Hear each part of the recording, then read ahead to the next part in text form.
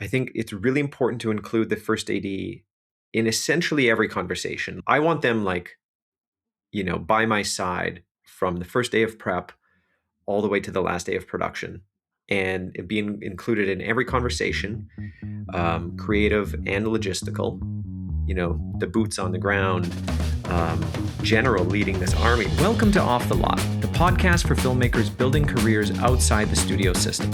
We're your hosts, Ken Kavatoff and Anthony Ebb, and this is where we break down what it really takes to get indie films made. Let's dive in. Anthony, hello, how's it going? I am doing great, Ken. How are you this week? I'm good. I'm actually really busy this week with Remnant post stuff. I'm diving back into the sound mix right now because basically I have to give notes on the work in progress sound mix. How we've sort of structured post-production is that about a month ago, maybe a little bit more than that, to be honest, we, did a color pass and the movie is colored, but there are like 168 visual effects shots in the movie. Maybe 169. I think I found one this morning that I want done as a visual effects shot. So we'll have to add that to the pile. But we colored the movie, but there are all these shots that are outstanding. And so, those shots have to be colored at the end of the process. And then same thing with sound. A lot of these visual effects shots have certain sound design elements that go along with them, but without the actual finished shot, you can't really design the sound properly. Right. Things like, if there's like VFX, like papers fluttering or something like that, you need the visuals to make sure that the sound is lining up properly.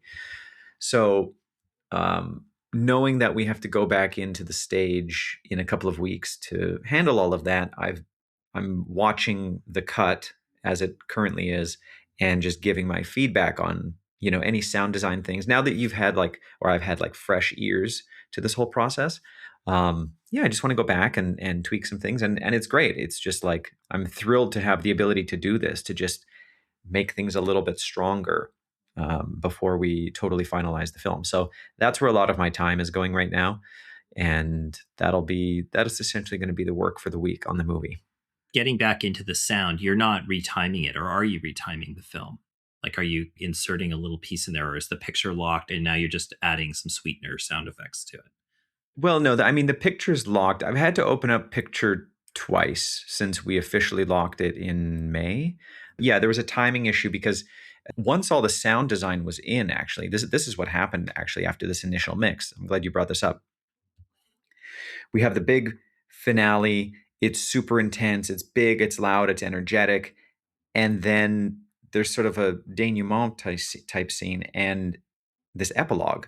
And it just kind of happened so quickly after this big loud frenzy. And it didn't ever really play that way because our temp sound never got to that level. And so watching it in the theater, it just felt like, oh my God, we need more time before these two things happen. So after our sound mix, I went back in and I extended shots and extended the sequence to just give ourselves more breathing room. So I've had to open up the picture for stuff like that.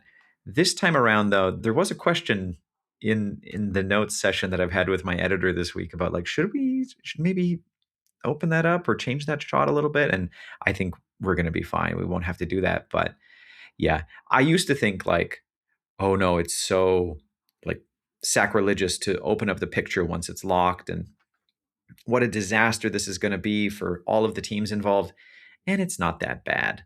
It's honestly, I think it's more work for me than anybody else, because I'm right now also acting as the assistant editor. So if we change picture, I have to make the cut, and then I have to do all of the turnover and re-output the AAFs and the EDLs and the edit references and all of the paperwork that goes along with this. But ultimately, it's not that bad. So Yeah, you're not going back to an editor in a suite somewhere in downtown LA who you have to then coordinate with their schedule and blah blah blah, and 3 weeks later you still haven't been able to relock the film. So it's a little bit of a different yeah, animal these totally. days. Totally. I can do it all here. I package everything up. I send it to our post house, and then they send the updated screener to our sound re-recordist, our sound designers, and then they conform quite simply in their Pro Tools session. So it's not bad. It's not bad. Yeah. And I mean, yeah, there's knock on wood, I don't have to do that this week, but we'll see. Yeah, it's always the thing with money and time, right? Like it's always going to take money, it's going to take time. At some point you have to you sit there and go, well, we're out of money or we're out of time. And then that's when you go, it's done. We got to Yeah. tape up what we've got and that's the movie. And ship it. Yep, that's the And ship movie. it. So, how about you? Any news on your end? What's going on? What's shaking?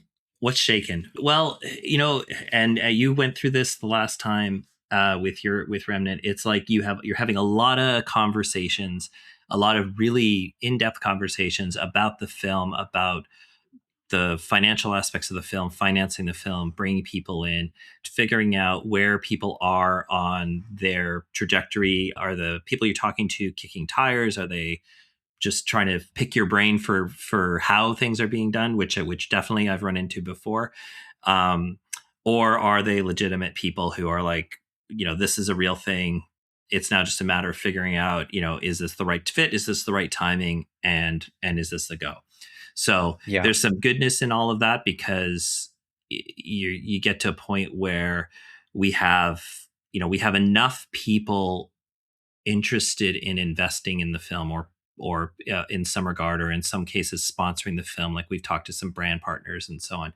We've got enough people in the aggregate that we would have more than we need to make the film, as long as all of those elements are in play. And hopefully what happens is we get to a point where uh, we're turning people away for this first film.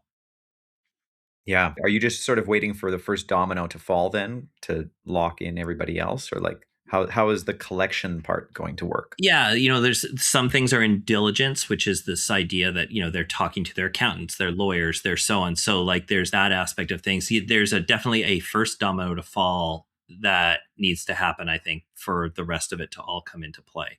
So Yeah. we have enough interest and commitment to get over the hump. Now we just need to see who's going to step in and go, I'm in for this. I'll bring these people in on board, and then we're off to the races, I think. And without getting into details, are you negotiating deals that are sort of the same across the board, or are there certain situations where like certain investors are getting a perk here, or perhaps like first in, first out type of deal, or how? I'm just curious because every deal is different in a way. Every Yeah. movie's different. So far, we haven't run across a situation where we have to do like a first in, first out situation. I have a feeling like when we get closer and closer to having the full financing, we might get there. But right now, everybody is kind of being treated the same, especially when it comes to the investor side of things. And one of the things that we've realized is that it's just simpler that way. Like making all of Yeah. these side deals would be a very complicated thing. And it's funny because in all of the discussions we have with potential investors and potential brand integration, it's like it's actually a really simple thing. Like a movie is a very simple business. Yeah. It's you're going to make a thing. There's a way to sell it. There's a way to market it. Or there's certain avenues where it can be profitable and make money. Those avenues change as technology and so on. Like YouTube wasn't around 10 years ago, so releasing on YouTube is now maybe a possibility. But ultimately, the mechanisms are still there. You're still making a film and getting it out to market. And then it's a matter of marketing, getting eyeballs on it, and so on. And that's the part that is malleable. But the business itself is fairly simple. You're not buying a whole bunch of assets and then building a factory for it. You're renting everything, so you don't have a whole bunch of things that are going to make the business more and more complicated. You're not acquiring property and all these other things. The value is in the potential future of the film. It's not in any other things that are associated with it. So when you start to realize that as a filmmaker and you start to go like, this is really simple. It's like Yeah. you want the film to be made, you think that there might be an ROI on it, that's why you're investing in it, and the proceeds are going to pay you back. From a sponsorship and a brand integration perspective, what they're looking for is a use for a marketing budget. So they're looking for how is their product or their brand or their name going to reach more of their target audience. And you're just trying to figure out how that works. Yeah. Yeah. Oh, that's really interesting. Okay, cool. Well, I look forward to hearing more all about that very, very soon. Mm-hmm. But why don't we dive into the first topic that we wanted to cover in this episode, which I think is really important, and ultimately it comes down to, I mean, a little bit of what we were just talking about in terms of investor deals, but very specifically about protecting yourself and others when it comes to putting a movie together, because so many times you can come up with this idea and the excitement is there. And it's like, hey, let's go make a movie. Let's go do this. And this applies to short films, music videos, and feature films. And basically, anytime you're going to just create something with a group of people, you want to protect yourself. And that really comes down to paperwork. And I have been burned in the past for sure by not dotting my I's and crossing my T's and getting paperwork in order before things went too far down the road. And that was when I was first starting out. I think I was even out of film school, which they teach you in film school, but maybe not to the proper extent, at least not at this level. But yeah, I've been burned, and so we think this is a really important topic to just talk about. But I'll toss it over to you. So like, what do we have to keep in mind? Like, you have an idea for a movie, you have a team. What do you do? Right. So, I mean, it all boils down to there's a thing called IP, intellectual property. So, intellectual property can mean many, many, many things. It can be you have an invention for a phone, you have whatever. But in our case, intellectual property is the film idea. So, there's a whole thing about like at what point does your film idea become actually, you know, ownable as an asset or copyrightable as an asset, and that's sort of there's that part of it. And at some point, basically, what happens is your idea for a film, you're a writer, Ken, so you're going to write a project, you're going to write a script. And once you've written that script, that is now you're an author of that script. But the one thing, especially with regards to filmmaking, is you cannot make that script by yourself. Like, unless you are independently wealthy and you have all the money to put it to play, you are not going to be making that movie with your money, and you're going to need partners and you're going to need people to come in and support the making of the film. And that's where the term chain of title comes into play, is this idea of where does ownership of the thing, the intellectual property, the film idea start, and where does it go throughout the course of the lifespan of the film.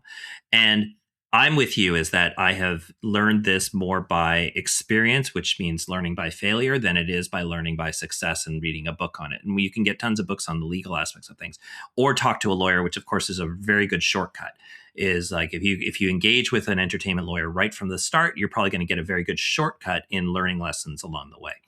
But the main thing with the chain of title is that, like, the transfer of the rights of that project from the beginning of the time that it becomes an asset until the time that the film dissolves. And along the way, who has not just profitable assertions on the film, so who has a right to make money on the film, but also who has a right to comment on the film, who has a right to actually determine where it goes. Like, we were talking offline about territories that you might want to sell your film in. Well, who has the right to make that decision in the end?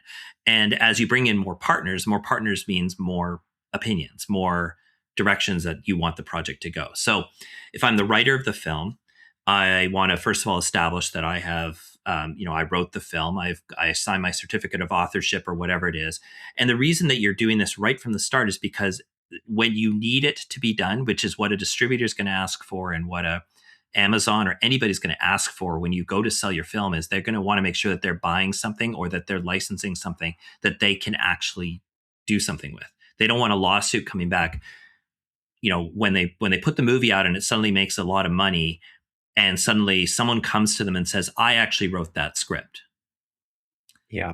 And there was no paperwork in place. And then there's a lawsuit, and now the movie can't make money because it's being encumbered by this lawsuit. So this clean chain of title. So the first thing you want to do when you're writing that script is you want to either have a certificate of authorship or copyright it or do whatever it is that people do.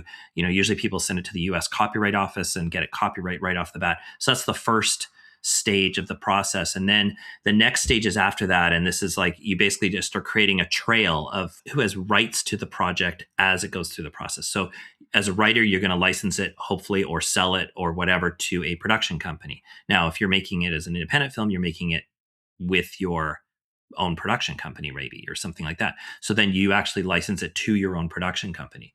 And it sounds very pedantic. And this is why probably film school, like, they teach it, but we don't internalize it as much. It's because it seems like, well, that seems like all these obvious steps along the way. The problem is that your film project lasts for no less than 2, and a lot of times more than 5 years. And Yeah. along the way, opinions and relationships change. So, my wife and I are partners in the business. We always sign contracts with each other.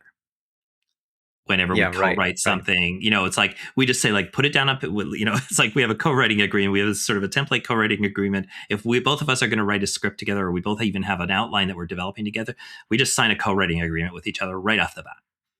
And Yeah. we just say like that's that.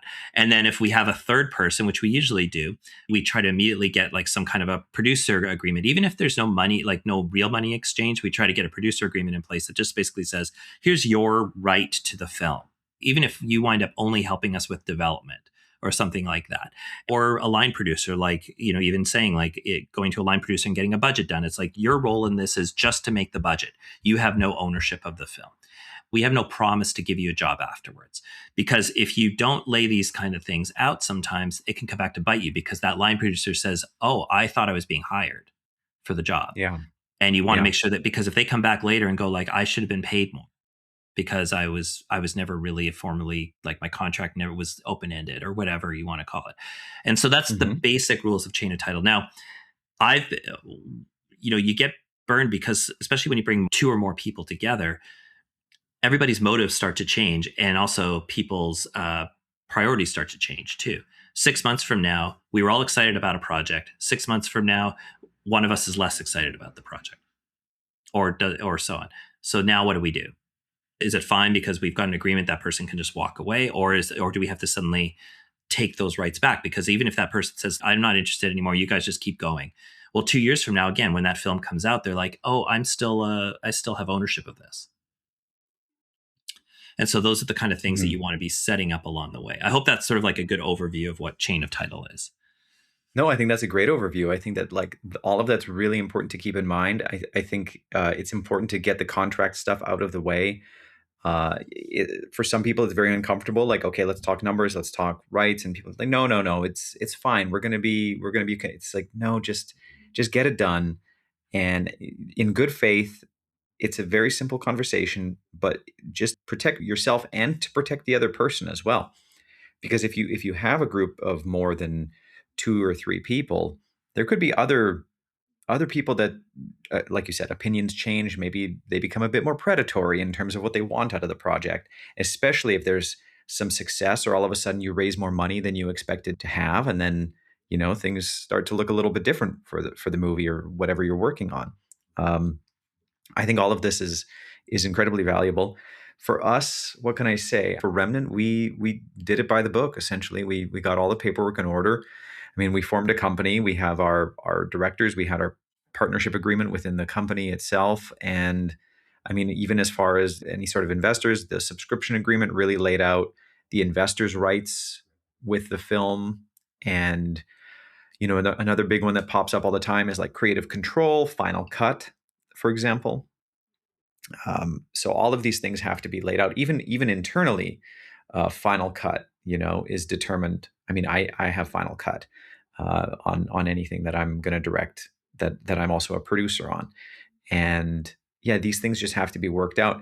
But even future proofing yourself, if you're say independently producing your movie, and you are, I wouldn't say fearful, but just being cautious about the fact that maybe, hey, what if this movie's a hit? What if for the next movie, whether it's a sequel or a different property, more investors come on board, but then all of a sudden they don't want you to direct that movie, or they don't want you to write that movie or produce that movie. Mm-hmm. Um, Work it into a contract and just say you are producing every sequel or every version of this, and if you're not, that you have to be paid out. Or some sort of a deal has to be structured in order for you to not do that. So yeah, you do have to think about the worst case scenario, as uncomfortable as it is, and you just have to protect yourself there. But ultimately, hiring a great entertainment lawyer could help you out in a big way. Yeah, and I think like you brought up some really good points that I think are worth highlighting. Is that setting up the production company is a really good first step. And some people are like, well, at what point is it valuable to do that? And you almost want to say like, as soon as you have any kind of development fund, and that could Yeah. be just your own personal contribution. Like it could just be like, I'm going to put $20,000 into this to get this thing off the ground. As soon as you've started that process, I would say that's the time to really think, I'm going to form a company. Yes, it's going to cost you about $1,000 to form a company for the film. But you can also wind it down after a year. If the project never happens, you can wind it down. And it's an incurred cost that you probably, could be wasted, but it's also worth doing purely from the standpoint that the moment that you're going to put any money into it, you have to have an agreement with somebody. So like you want to make sure that that something or somebody is a company.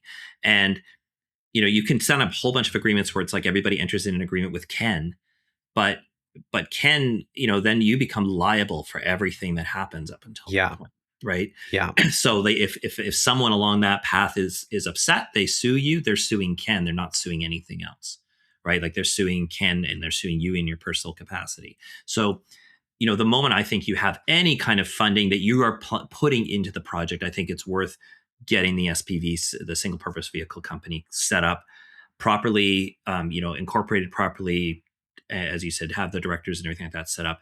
And then you don't even need a bank account at that point. You just need to have the company set up so that You then just you need can the start, entity. Yeah. yeah, start running things through that company. And then that just makes things a lot cleaner. It also just helps you formalize all your agreements, because if you don't do that, all your other agreements have to be reconstituted, and some of them can't just be easily just transferred over to a company afterwards. Like if I have a bunch of agreements with Ken, that doesn't mean that all those agreements just like immediately fold into the company later.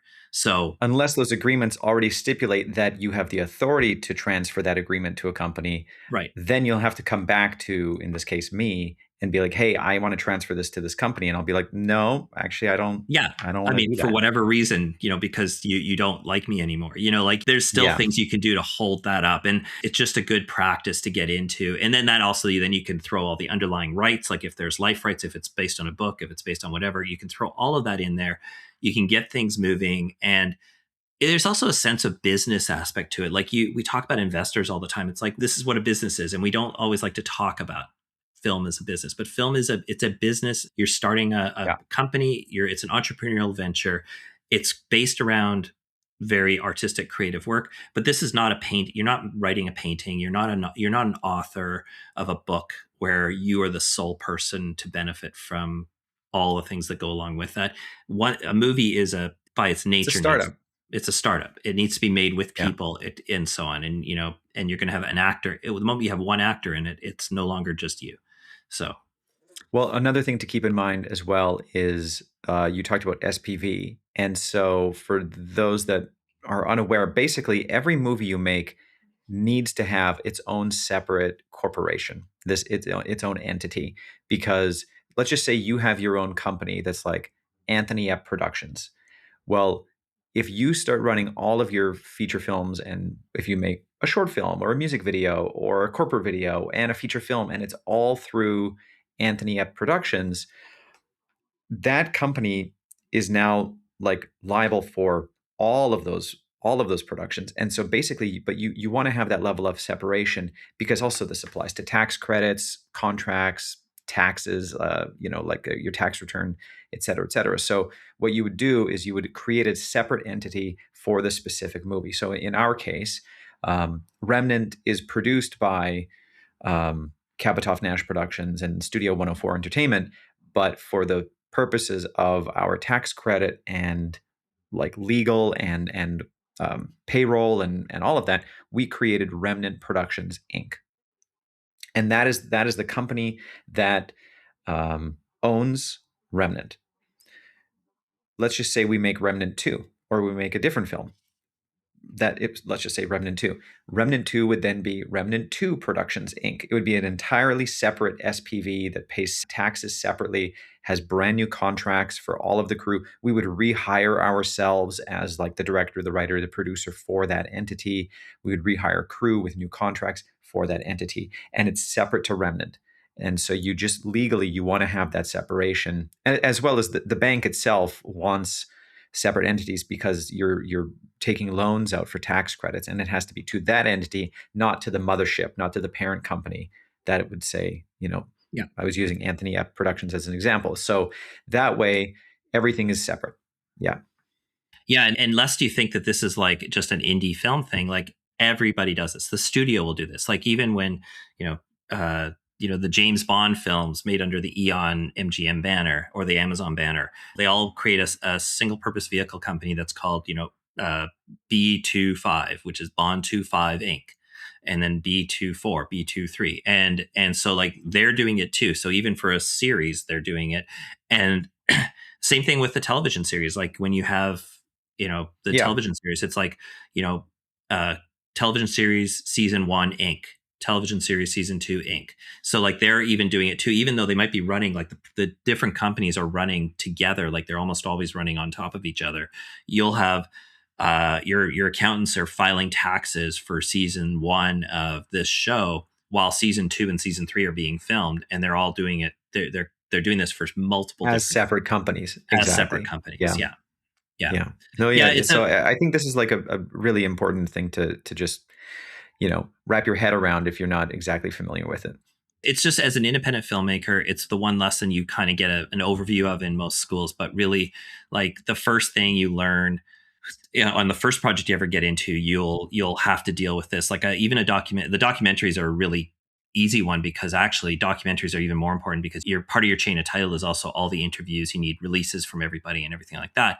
And I Hmm. remember when I did my feature documentary, um, one of my producing partners who was a little more experienced than me, he said, if you didn't get the release from them before you started the interview, you might as well throw the tape in the garbage, because if you got anything good out of it, they might want to come back and say, "Oh, I'll sign it, but you can't use this." Yeah. And he just said, you might as well throw the tape in the garbage, because you now have to negotiate with someone. If you're going back to them 3 months later about their interview and saying, "Oh, I forgot to get you to sign your life rights or your release for that," they'll go like they inevitably someone, especially if they said something that might be controversial or might get them in trouble, they'll be like, "Oh, can I take a look at your footage?" And then suddenly you have someone who has control over your cut. Yeah. And he's like, Disaster. and then Disaster. and then you might as well just throw that tape away. Wow. So get it done Um, right. I guess my overall feeling would be that no matter what we have found in our business is that engaging someone in business affairs or lawyer right off the bat is if you don't like dealing with any of this stuff, that's the best thing you can do. And I would definitely not go online and get templates of things. I mean, they might be okay, but they're every time I've used a template, whenever I've gotten to the lawyer, they've always cut it up and edited it anyway.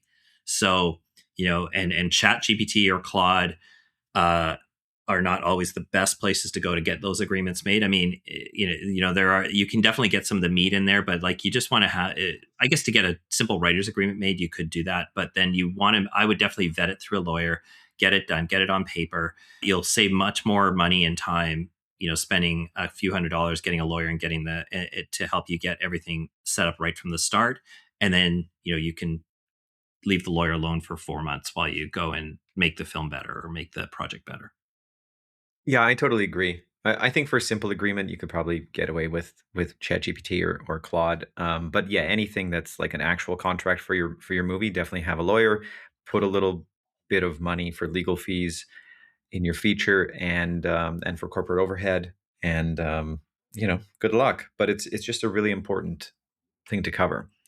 So let's switch gears and talk about something else that we think is really really important and something that every single filmmaker is going to go through, and that's working with a first assistant director. You know, and the The director first terrible AD people. relationship. Terrible people, yeah. But the director first AD relationship is super important, and it's just the key to making a film work. So as a first AD, what's your take on working with directors? And you've worked with a bunch of different directors. I've worked with first ADs, both as a director and then just as an observer, on set. And so definitely have some opinions on all of this. But what are your thoughts? I mean, narrowing the focus down to the director and the first AD relationship, I think, is really key, because the first AD is really kind of serving at the pleasure of the director. I mean, we're talking about independent film here, so we're not talking about television. Television, the first AD is more serving at the pleasure of the production, because the directors are sort of can be transient. But the first AD in a movie is is serving at the pleasure of the director. And I think it's important as a first AD to remember that as you go in. That doesn't mean that you're subservient to everybody, but what it does mean is that you have to understand that your main job is to develop a very strong relationship with the director at whatever stage they are in their professional career, because a lot of times directors are relatively new. Like they don't understand always the mechanics of all the scheduling and everything like that. They have an idea, they're brilliant, they're creatively minded, and the idea of the scheduling aspect and the logistics aspect of making a film are not as familiar to them. And that's fine. That's kind of where they're at. So I think that the first and foremost, the biggest thing that a director and a first AD have to do is establish a certain degree of, I'm here for you and you're here with me. Like we're a partnership working together. That again, it comes from years of like not always doing that right. Like I think that a first AD can sometimes have a bit of an ego and think that they know more than everybody else. And I think that you learn over time that to put your ego aside and to really work for the greater good of the movie as much as possible. I don't know. Is that Yeah. you just Yeah. got out of this with a with your film? So how was your relationship with your first AD? Okay. Well, no, totally. You said a lot of great points there, and we'll come back to some of them. I think like one thing to keep in mind is that most of the time, more so on a movie than a TV show, the director is probably the least experienced person on that set. And at least normally, and they should be. Like if they just focused on directing, they're the director, and honestly, they're on set for, let's just say you make a film. Actually, you know what? Going back, we talked to Josh Caldwell, and he said something very interesting, that he's made 5 films, but in that 10-year span, he's only been on set as a director for like 125 days. Because when you're directing on set, yeah, your film is like 18-day shoot, 25-day shoot, and you put that together, you don't actually get that much time and experience as a director on set. Now obviously there's a lot of pre-production experience and a lot of post-production experience that goes along with that, and depending on how you became a director and how you worked your way up, you can have either more experience or less experience. For example, the Coen brothers, when they made Blood Simple, they'd never ever been on a film set before. So they had no idea how a film set even worked. And it really came down to the crew that they hired to help get them there. In my own experience, I've worked in production and worked my way up the ladder through production as a production assistant and then a producer's assistant and script coordinator. I was a writer and I've produced episodes of TV. And so I've been in the system for so long that I know how the system works, and I know I have a very good production sense. So as a director, like I know if you're doing your job properly or not. I like even as a props buyer, as a set decorator, I can tell, you know, Right. but some people can't, depending on how they came through the system. So all of that to say, um, I'm coming at this from having a background that is like pretty thorough production background. But on Remnant, I was lucky enough to work with an incredible first AD. His name is Pete White.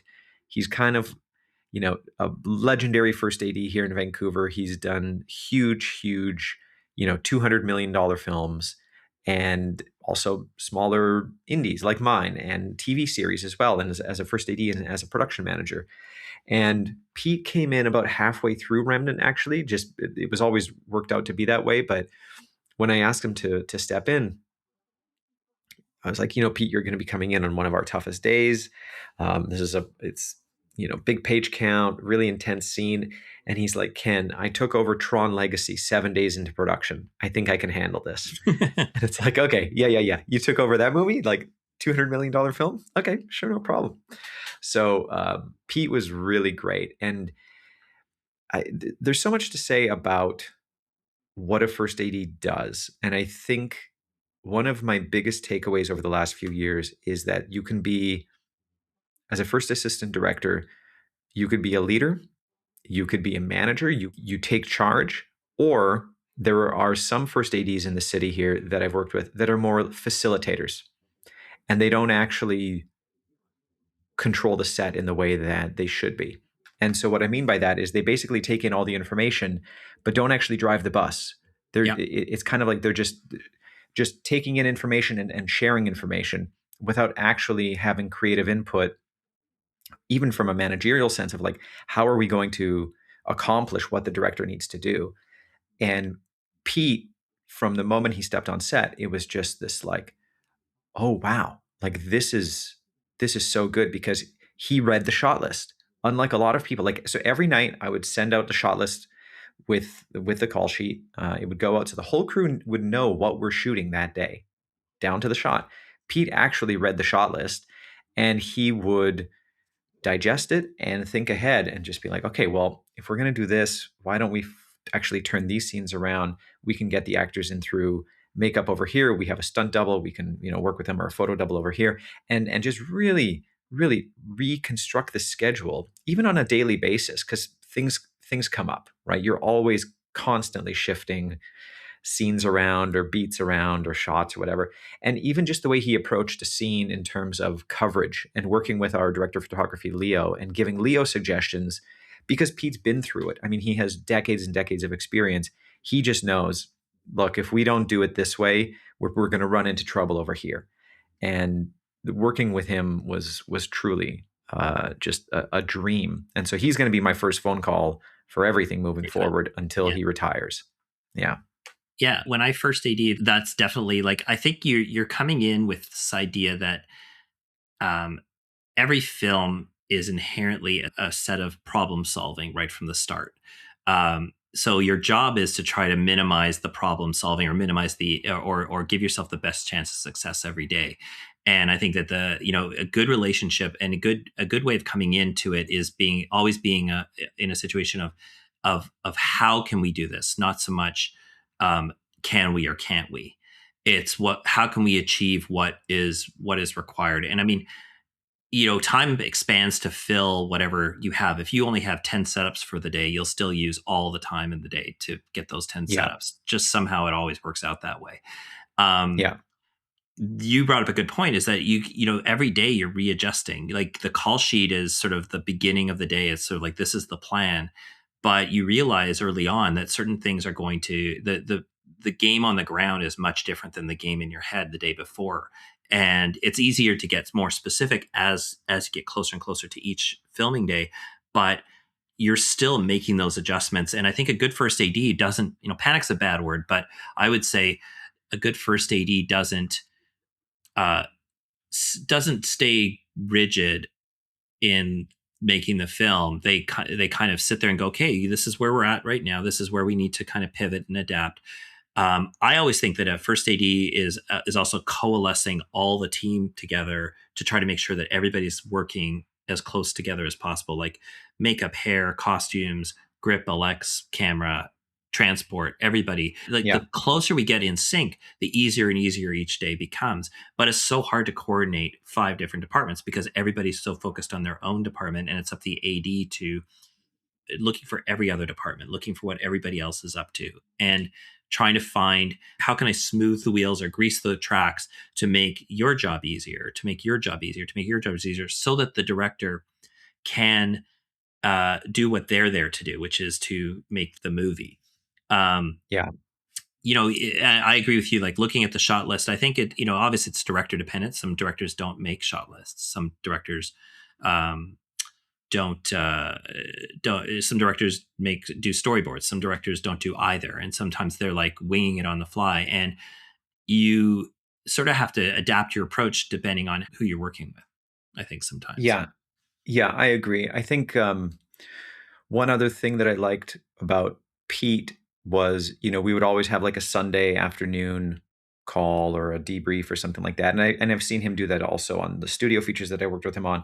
And yeah, look, if you're in the thick of making a movie and you're a director, DP, producer, or first AD, you don't really get a weekend. You get Saturday, but Sunday is now the prep day for the rest of the week. And so you're going to be going over things and making sure all of that's set. But when it comes to pre-production, what are the big things as a first AD and a director that like you keep in mind when working with a director when it comes to pre-production? Yeah. So first of all, I mean, I always want to have a conversation with the director about what they're looking at and what they're seeing as sort of their big challenges on the film shoot. So getting a sense of what matters to them and getting almost an overview of what the project's going to be. I think the most valuable conversation I ever have with the director is after they've done their shot list. I sit down with the DP and the director, and we go through the every day basically, and we take a look at the shot list and we time out the entire shoot to the best extent that we can. Um, that allows us to have that conversation about like, okay, so it looks like, on this day, it looks like we're planning for 30 setups. So if we're planning for 30 setups, how long do we think that's going to take? And then we look into the day and we go, well, it looks like we're going to be, if we stuck to this plan, we're going to be shooting more than 12 hours. And that is something that, sometimes when you sit down with the director and the DP and you actually go through things with them, there's a realization then that, oh, we might have to trim things back. We might have to scale things back depending on how much time we have, how many hours, how many days we have to shoot, and so on, because we've realized that we have too many shots, too many setups for the movie that we're making. Or we have to find a way to simplify things to get those setups in by recalibrating how the day is going to run. So I always want to sit down and have that sort of gut check, reality check with the AD, or sorry, with the director and the DP, and go like, this is how I think is it's going to work out that day. This is kind of like my idea of how this day could work out. And a lot of that comes down to me also doing my homework and finding out from the producers and from from the line producer and the production manager, what exactly is the sandbox that I'm playing in here? Because sometimes you're working with like 12-hour camera day, but that's 12 hours plus lunch, right? So then there's going to be buffers at the beginning and the end of the day, which are for pre-calls and wrap out time. And so you get a sense from the producers and from so on, well, how much time are we actually going to have at those ends at the end of the day? Like, how much time are you paying for? Because it's not my Yeah, that job to becomes a watch. quite a long day with a lot of overtime. Yeah. Right. Like that can turn into, for makeup, hair, and wardrobe, when the first actor comes in, that's when their day is going to start, and when the last actor leaves, that's when their day is going to end. So Yeah. their day could start 2 hours before call, and grip LX and camera could be starting an hour before call. If you really want to be having your first shot within the first half hour of the day, everybody has to start early, and if you're looking to do a 12-hour camera day, everybody's staying late to wrap out, and if you're wrapping out of a location, it's even longer. So you're having a conversation with the production manager and the line producer. How much give do we have on both sides? Because sometimes, and it happens all the time, they say, oh, well, we don't think wrap's going to take that long, and we're not going to do any pre-calls. And the moment you have that first conversation with them, you go, okay, well, that means we're not getting our first shot off for, on most days, an average of an hour and a half to 2 hours after call. And it means that Yeah. if we have no wrap out, or if we have like half an hour to wrap out at the end of the day, that means I have to cut the camera at the 11-hour mark, for as an example. So once I know those parameters, I then will go to the director and I'll be like, so here are the parameters we're working within right now. Remember that shot list that you said that you're planning, that has 40 setups in the day. Well, if we do the math, we actually only have roughly about 9 hours of camera time. Yeah. Yeah. Like actual camera time. So let's take those 40 shots and fit them into the 9 hours. Now, does that make it impossible? No, but I mean, that means that like 9 hours, 40 shots, like round number, 10 hours, 40 shots, is you're getting a setup every 15 minutes. Yeah. Yeah. And Which a just, setup, I mean, that it depends, but I don't think that that's realistic. no, it's very That's tough to do, crazy. or it requires a very different style of filming.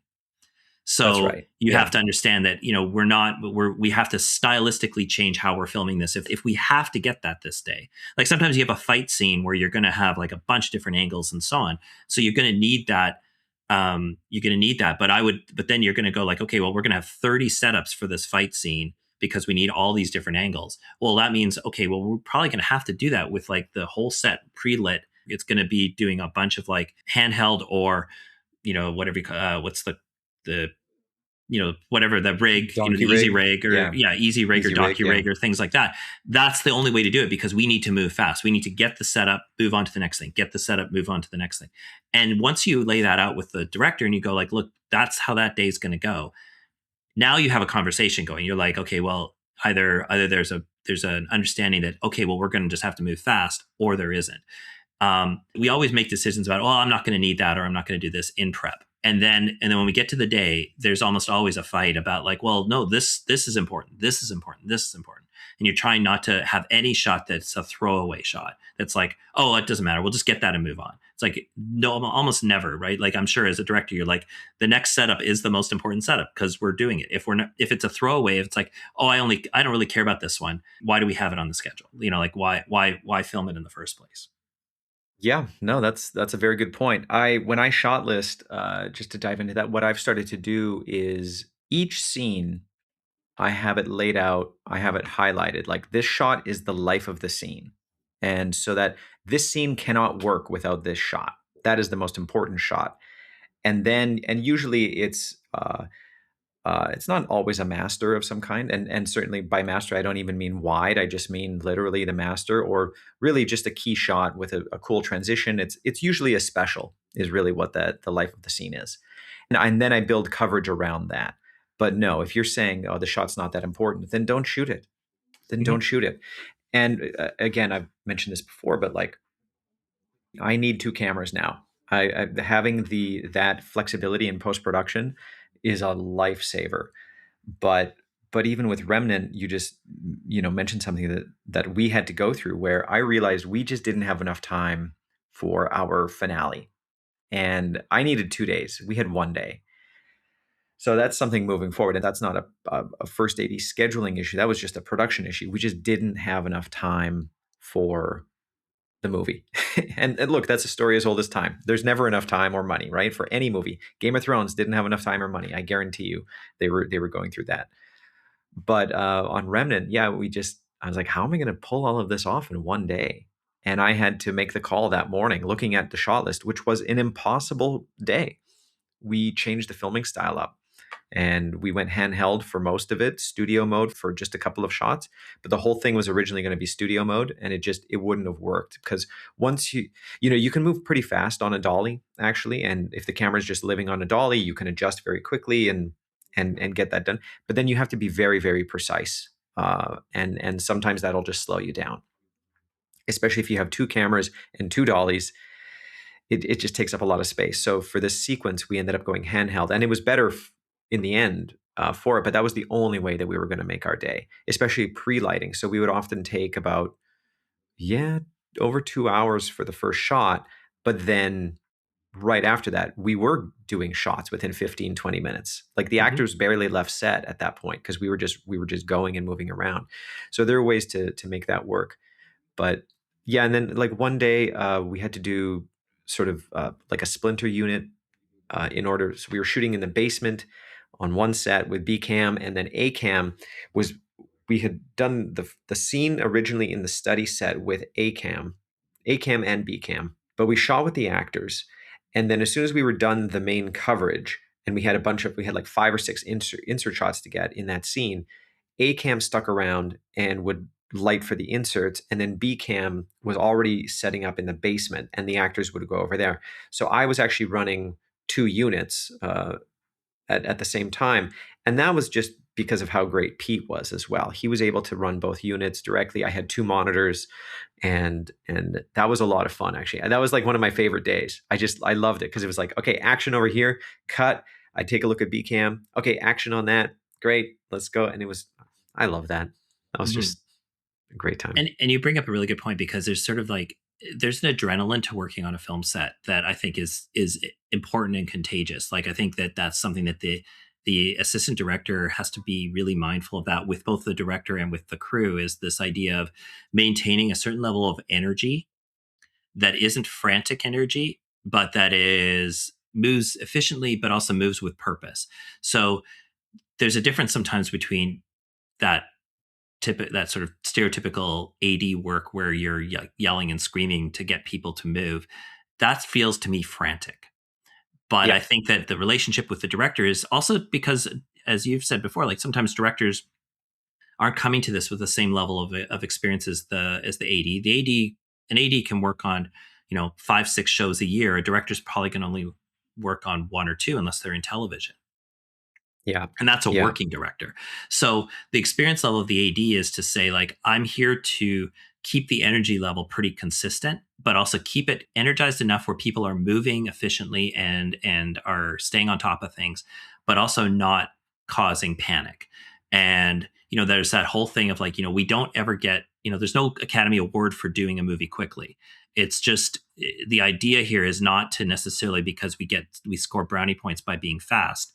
What we do is by getting the movie in the can. Like I always say, the reward at the end of the day is that we made the day, or that the things that we didn't make, we did so deliberately. Like we know and we have a plan for what's going to happen to them. So like if we have to push a shot to the end of the shoot, we're like, yep, we did everything we needed to do, but that shot's going to go to the end of the shoot because we've got a window where we know we can get that, and it didn't make sense to get it today.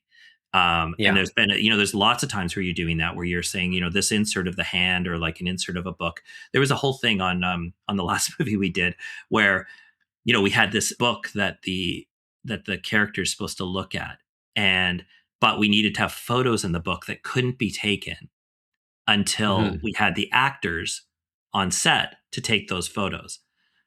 But we had to schedule the looking at the book early in the shoot.